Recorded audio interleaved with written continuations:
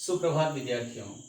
प्यारे विद्यार्थियों, आज के इस युग में जहाँ हर नई पीढ़ी अपने से पुरानी पीढ़ी को बुद्धू, जाहिल और गँवार समझती है, ऐसे में यह कहानी पीढ़ी जो कि 7वां पाठ है आपके मधुरम पुस्तक से, बहुत ही महत्वपूर्ण है। इसमें कई सारी समस्याओं को लेखक ने उजागर किया है, जो कि इस पाठ के लेखक जो हैं, रचनाकार हैं गोविंद उपाध्याय। इन्होंने बहुत ही सूक्ष्मता से जो हमारे दैनिक जीवन में जो समस्याएं आती हैं, ख़ास तौर से प्रोफेशन को चुनने के लिए, अपने करियर को चुनने की जो जद्दोजहद है, और उसमें हर पिता चाहता है कि उसका बेटा या बेटी उससे बेहतर प्रदर्शन करे, बेहतर नाम कमाए, अच्छी जॉब या अच्छे करियर को चुने। तो ऐसी स्थिति में ज़्यादातर हमारे जो मतभेद हैं वो खुलकर सामने आ जाते हैं, क्योंकि बच्चा कुछ और लेना चाहता है और पिता उसे कुछ और देना चाहता है। तो ऐसी स्थिति में वैचारिक टकराहट की स्थिति उत्पन्न होती है। तो कैसे इन चीज़ों से बचा जाए, कैसे अपने दिलचस्पी के अनुसार, अभिरुचि के अनुसार कैसे हम प्रोफेशन को चुनें, तो ये सारी बातें इस पाठ में हम करने जा रहे हैं। इसमें 2 पीढ़ियाँ हैं। पहली पीढ़ी है जिसमें सुजाता और प्रशांत जो कि पति पत्नी हैं, और उसका पुत्र है पीयूष। और दूसरी पीढ़ी है जिसमें पीयूष और सुजाता पति पत्नी हैं, और उसकी जो संतान है वो है साक्षी। तो कैसे 2 पीढ़ियों में समस्याएं ज्यों की त्यों रहती हैं, लेकिन हल करने का एक तरीका होता है, जिस कारण से जो समस्याएं इन तीनों ने भुगती वो ये पीढ़ी भुगतने से बच जाती हैं। तो आइए अब इस कहानी का प्रारंभ करते हैं। संक्षेप में मैं इस कहानी को समझाने की कोशिश करूँगा, और आप लोग इस पाठ को एक बार आद्यंत पढ़िएगा तो यह कहानी बहुत ही सुगमता से समझ में आ जाएगी।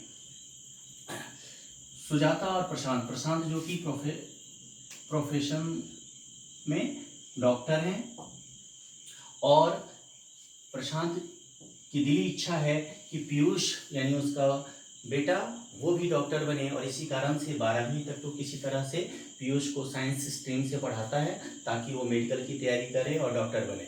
लेकिन जैसे ही वह कॉलेज में आता है पीयूष, तो वह मेडिकल में या बीएससी लेने की बजाय, साइंस स्ट्रीम लेने की बजाय वह साधारण बीए में एडमिशन लेता है। पिता को लगता है कि उसकी सारी ख्वाहिशें, उसकी जो सारी इच्छाएं थी, जो वो चाह रहे थे कि बाप बेटा दोनों मिलकर एक अच्छे हॉस्पिटल का निर्माण करें जहां हर तरह के इलाज हों, ऐसी सुख सुविधाएं हम मरीजों को दें, लेकिन वो सारा का सारा धराशायी रह जाता है जब वह एक पत्रकार बनने का निश्चय करता है। और दोनों के इस वैचारिक मतभेद में इतना ज़्यादा अंतर आ जाता है कि रिश्ते में खटास आ जाती है। प्रशांत उसे कहता है कि तुम्हें घर में रहना है तो मेरी बात तो माननी पड़ेगी, लेकिन वह इन बातों में पीयूष नहीं आता है और घर छोड़कर चला जाता है, और अपनी मेहनत और लगन से एक बहुत ही नामी पत्रकार बनता है।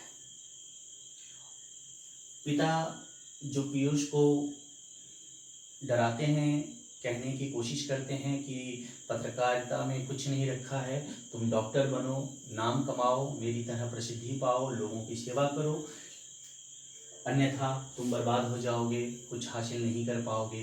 लेकिन उनकी ये धारणा गलत होती है, क्योंकि कौन सा बच्चा कितनी मेहनत करके किस प्रोफेशन में अपना नाम कमा जाए, इसकी भविष्यवाणी कोई नहीं कर सकता। और पीयूष एक सफल पत्रकार बनता है,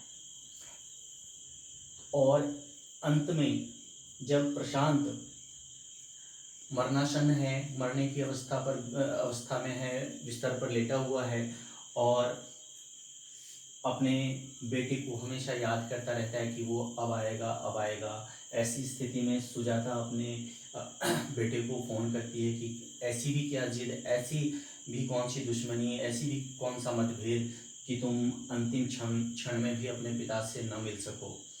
तो पीयूष अपने पिताजी से मिलने के लिए आता है, लेकिन बातचीत दोनों में तब भी नहीं हो पाती है। दोनों अ, खामोशी से एक दूसरे को देखते हैं और दुख व्यक्त करते हैं कि क्या हो गया।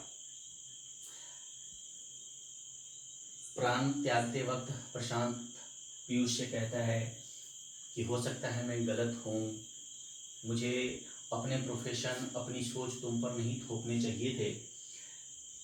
और कहता है कि बस अपनी माँ का ख्याल रखना, मैं तो वंचित ही रहा तुम्हारे स्नेह से, लेकिन अपनी माँ को वो स्नेह देना क्योंकि वो तुम्हें बहुत प्यार करती है। अब तो ये पहली पीढ़ी की समस्या थी जिसमें प्रशांत पीयूष को अपना प्रोफेशन थोपना चाहता है, क्योंकि ये डॉक्टर होते हैं, ये चाहते हैं कि उनका बेटा भी डॉक्टर बने। दूसरी पीढ़ी की समस्या आती है जिसमें पीयूष, जो कि अब एक बहुत बड़ा पत्रकार बन चुका है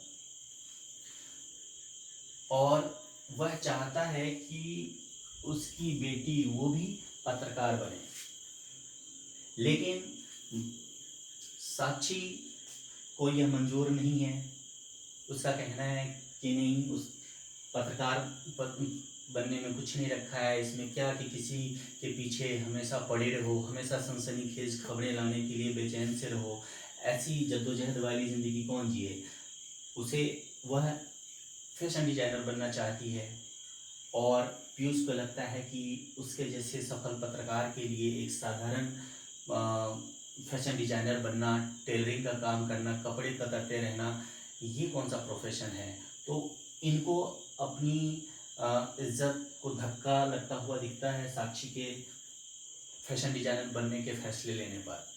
जैसे कि किसी समय पीयूष के पत्रकार बनने के फैसले पर प्रशांत को लग रहा होता है कि उसके डॉक्टर जैसे प्रोफेशन को के सामने एक पत्रकार, साधारण पत्रकार वाला प्रोफेशन चुनना कितना मूर्खतापूर्ण है। तो जब पीयूष पुत्र की स्थिति में होता है तब जिद पर अड़ा रहता है कि मुझे पत्रकार बनना है। अब पीयूष पिता की भूमिका में है और उसकी बेटी है, वो अलग प्रोफेशन चुन रही है, तो पीयूष को अच्छा नहीं लग रहा है।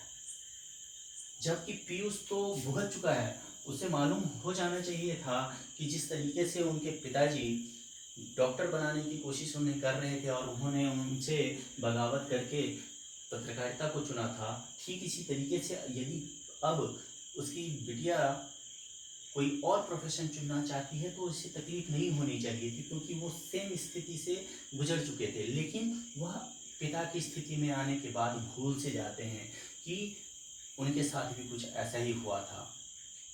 तो अपनी परिस्थितियों से इन्होंने, पीयूष ने सबक नहीं ली और इस कारण से अब पिता और पुत्री में भी रिश्ते में दरार आ रही है, जो कि प्रशांत और पीयूष में आया था। वही समस्या यहाँ भी है। अब स्थिति बहुत तनावपूर्ण है, घर की सुख शांति छिन सी गई है।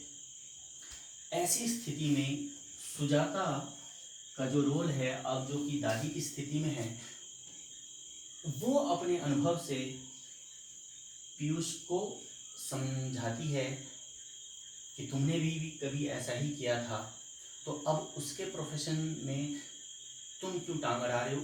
उसकी सोच है, उसके अपने सपने हैं, वो अपने तरीके से पूरा करना चाहती है, तो तुम्हें क्यों परेशानी हो रही है।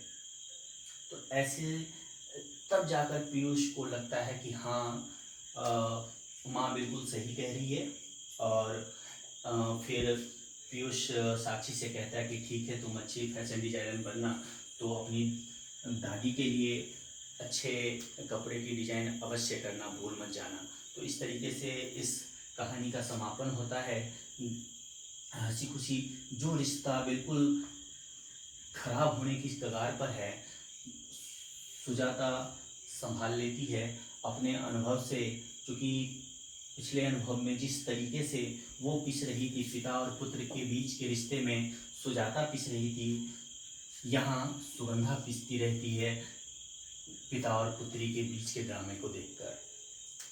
तो उम्मीद करता हूँ ये कहानी आप लोगों को बिल्कुल समझ में आ गई होंगी। इस पाठ में जो मूल समस्याएं हैं कि हमें चाहिए कि हम अपने प्रोफेशन दूसरों को ना थोपें।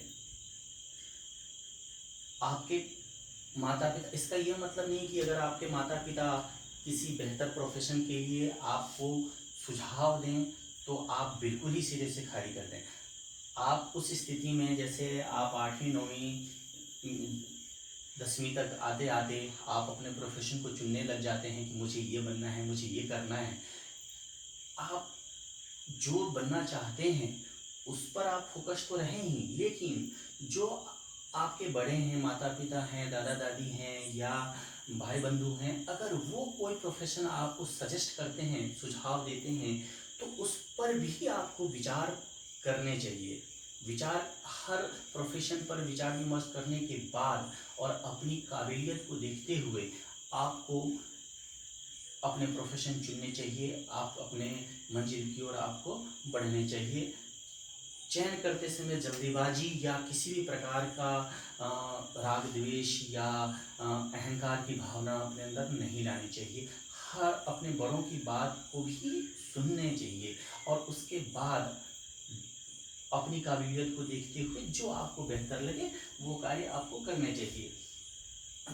इस पाठ की जो एक और समस्या है वो है पीढ़ियों की टकराहट से घर की सुख शांति चली जाती है। जैसा कि हमने देखा, दोनों ही स्थिति में वो टकराहट की स्थिति आती है। इसके बाद है अहंकार व जिद न छोड़ना। जैसे कि यहाँ प्रशांत अपनी जिद नहीं छोड़ रहे थे और इसी कारण से अपने बेटे तक को अपने अहंकार में आकर घर से निकाल देते हैं, जो कि बिल्कुल गलत था। और दूसरी स्थिति में पीयूष भी अपने अहंकार, पत्रकार, चर्चित प्रसिद्ध पत्रकार हो जाने की स्थिति में उसे लगता है कि जो फैशन डिजाइनर का कोर्स है वो बेहद साधारण है।